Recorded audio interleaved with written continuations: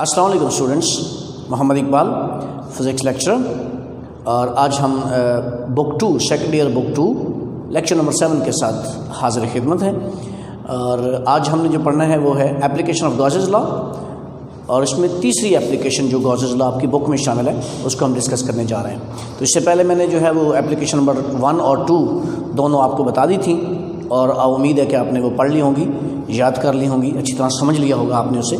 और इसके साथ साथ जो गॉसेस लॉ है वो भी आपको आता होगा, और उसकी स्टेटमेंट और उसका जो रिलेशन है और उसको यूज़ करने का मेथड वो भी डिस्कस हो चुका है। तो उम्मीद है कि वो तमाम चीज़ें आपने समझ ली होंगी।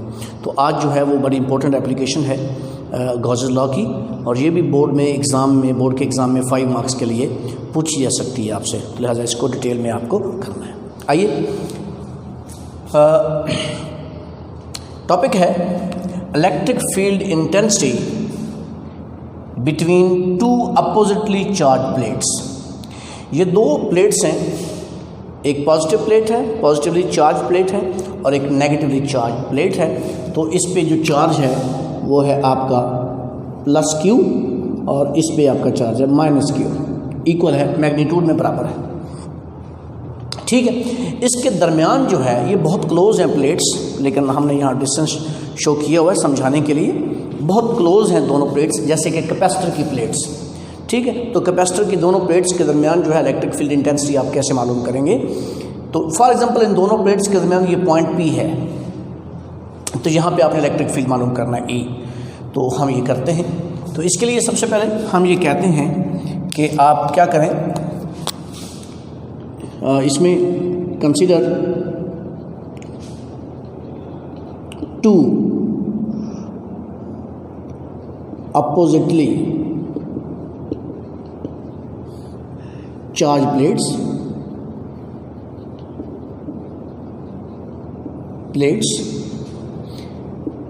with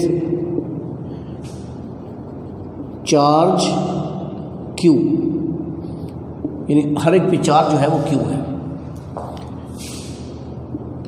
The density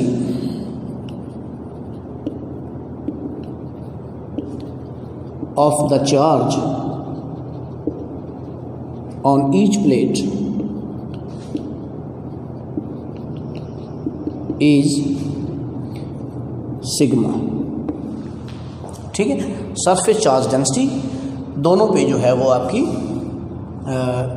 सिग्मा है। ये सरफेस चार्ज डेंसिटी है।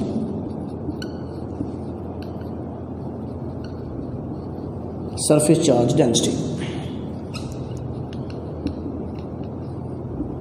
ये आपके पास है सिग्मा।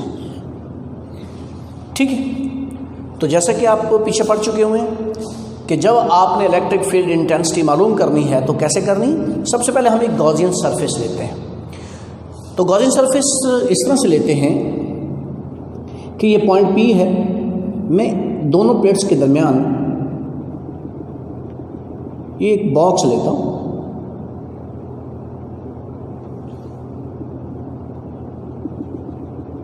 ठीक है, ये एक बॉक्स लेता हूँ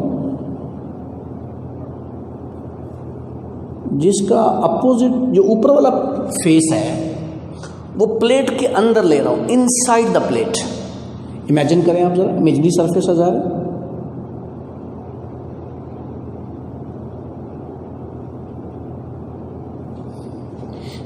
और दोनों साइड इसकी बाकी जो है बाहर आ गई हैं।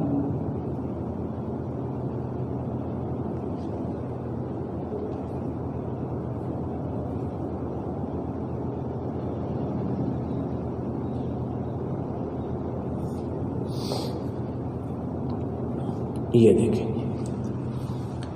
तो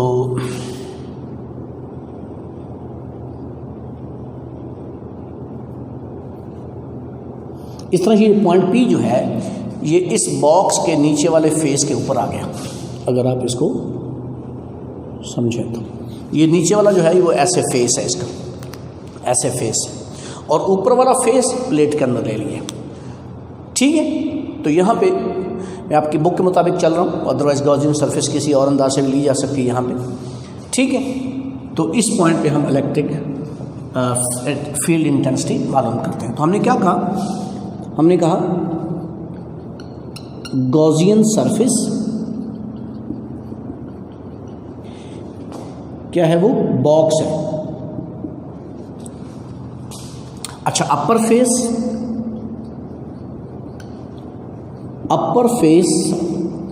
इज इनसाइड द प्लेट।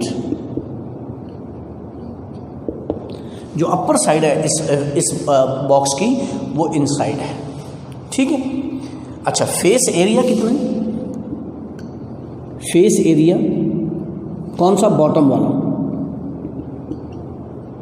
बल्कि दोनों, अपर और वो है आपका ए, यानी ये जो फेस है इसका एरिया है ए, ये वाला भी अपर वाला भी, फेस एरिया ए है, ठीक है, बॉटम वाला और अपर वाला,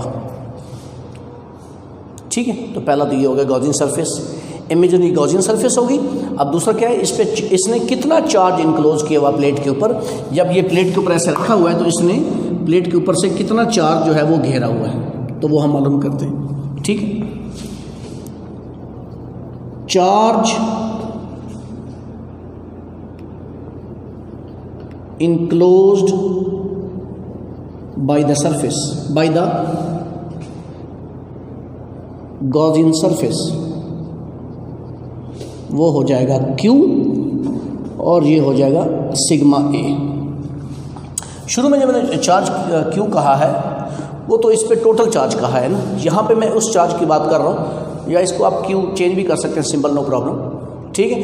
तो ये जो Q चार्ज है ये इनक्लोज किया हुआ है इस सरफेस ने प्लेट के ऊपर से, ठीक है। ये डिस्कस पहले आप कर चुके हुए हैं कि अगर आपके पास सरफेस चार्ज डेंसिटी हो सिग्मा तो वो होती है चार्ज पर यूनिट एरिया। तो अगर इस बॉक्स का एरिया ए हो तो ये उस प्लेट के ऊपर जो है वो लगा हुआ है साथ, तो इसने वहाँ पे कितना चार्ज घेर लिया होगा, वो सिग्मा ए, ठीक है। तो ये आपकी इक्वेशन नंबर 1 हो गई। By Gauss's law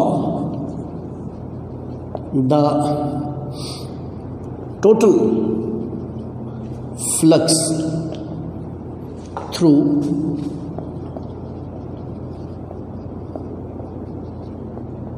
this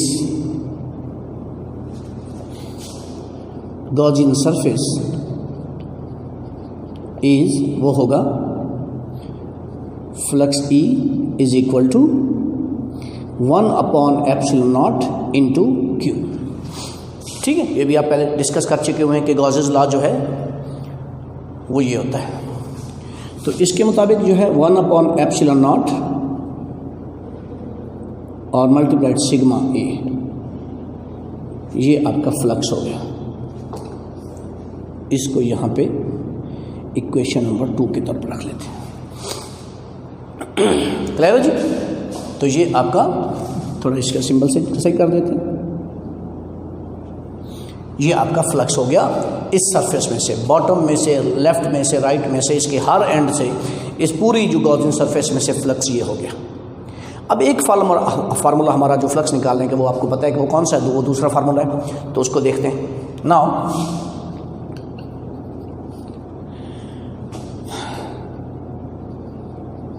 the flux by E dot A formula, इसको यूज़ करते हुए अगर हम फ्लक्स मालूम करें तो कैसे होगा, इसके लिए हमें इसके हर फेस से निकालना पड़ेगा। तो देखिए ये जो बॉटम है यहाँ पे इलेक्ट्रिक फील्ड ज़ाहिर है पॉजिटिव से नेगेटिव तरफ लाइंस आ रही होती हैं, आपको पता है ये पॉजिटिव से नेगेटिव की तरफ लाइंस आ रही होती हैं, ठीक है। तो यहाँ पे इलेक्ट्रिक फील्ड किधर होगा, वो होगा नीचे की तरफ, ये इलेक्ट्रिक फील्ड होगा। और इस फेस का एरिया वेक्टर किधर होगा, वो भी जो है वो नीचे की तरफ होगा,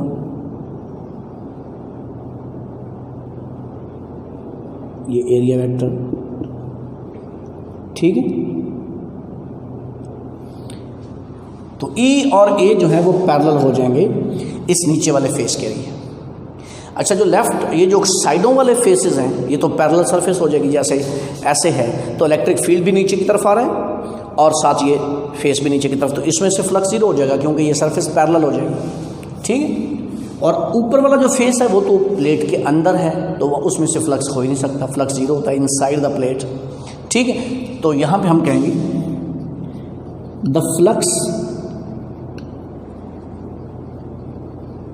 through upper face is equal to zero, वो इनसाइड है क्योंकि flux through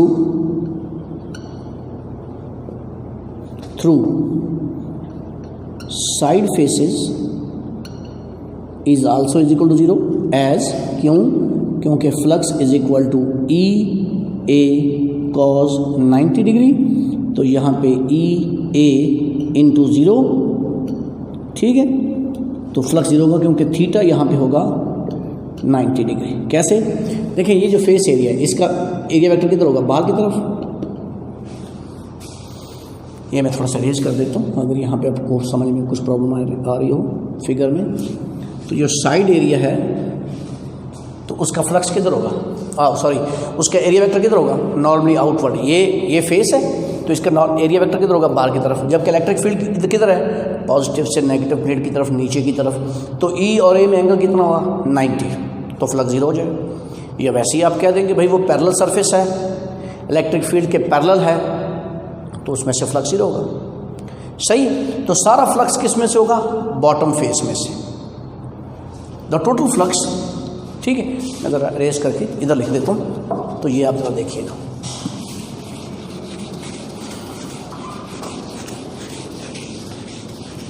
ji, total flux is through the bottom face. वो क्या होगा? वो होगा phi E is equal to E dot A, that is equal to E A cos 0 degree, और ये हो जाएगा ई ए इंटू 1, क्योंकि कॉस 0 1 होता है, तो ये आपके पास आ जाएगा ई ए। तो टोटल फ्लक्स आपका ये हो गया, इक्वेशन 3। तो गॉसेस लॉ को यूज़ करते हुए फ्लक्स ये हो गया, और ई डॉट ए का बेसिक फार्मूला यूज़ करते हुए आपके पास फ्लक्स ये हो गया, ई डॉट ई ए। तो 2 और 3 को हम कंपेयर कर लेते हैं।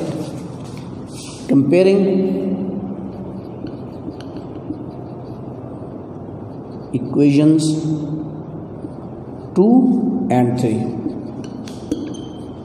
वी गेट, वो होगा E A is equal to 1/ε0 into sigma ए।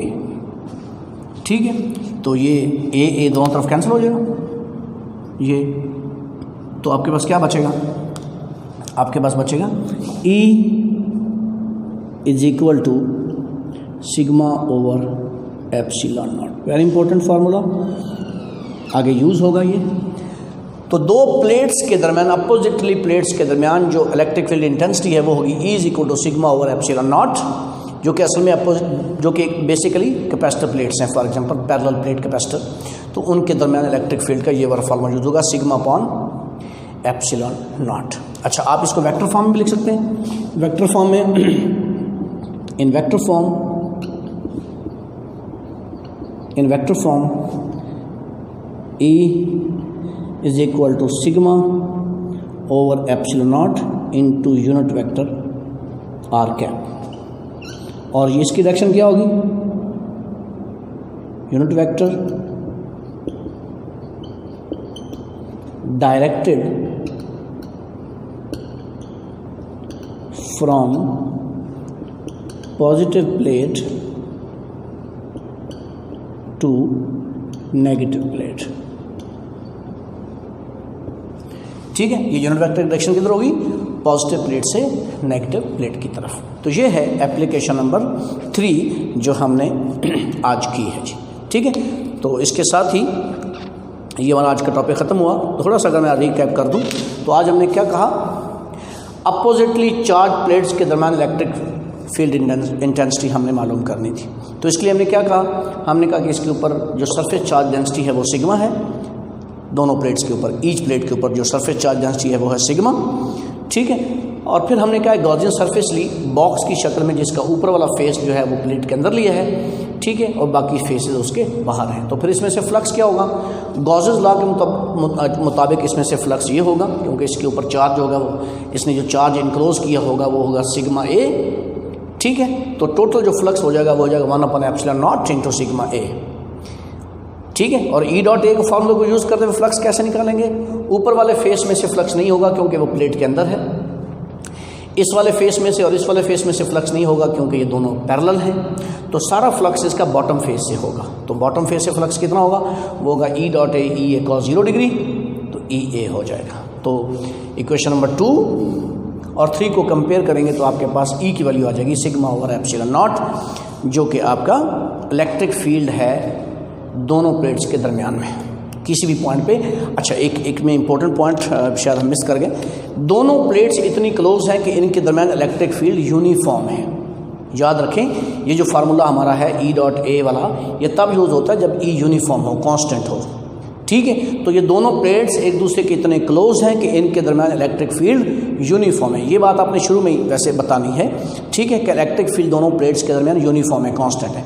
तो वो यूनिफॉर्म इलेक्ट्रिक फील्ड दोनों के दरमियान क्या है, वो है epsilon sigma over epsilon not. Vector form में अगर बात करते हैं तो सारा यूनिट वेक्टर लगा देते हैं और वो यूनिट वेक्टर डायरेक्शन बताता है। तो इलेक्ट्रिक फील्ड की डायरेक्शन किधर है, पॉजिटिव प्लेट से नेगेटिव प्लेट की तरफ। उम्मीद है कि आपको इस लेक्चर की समझ आ गई होगी। इसको अच्छी तरह से तैयार करें स्टूडेंट्स।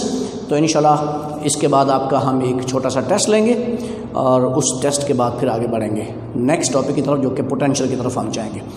तो मेरे चैनल को सब्सक्राइब कीजिए, एस्पायर कॉलेज चिश्तिया के पेज को भी सब्सक्राइब कीजिए। स्टे सेफ एंड स्टडी करते रहिए।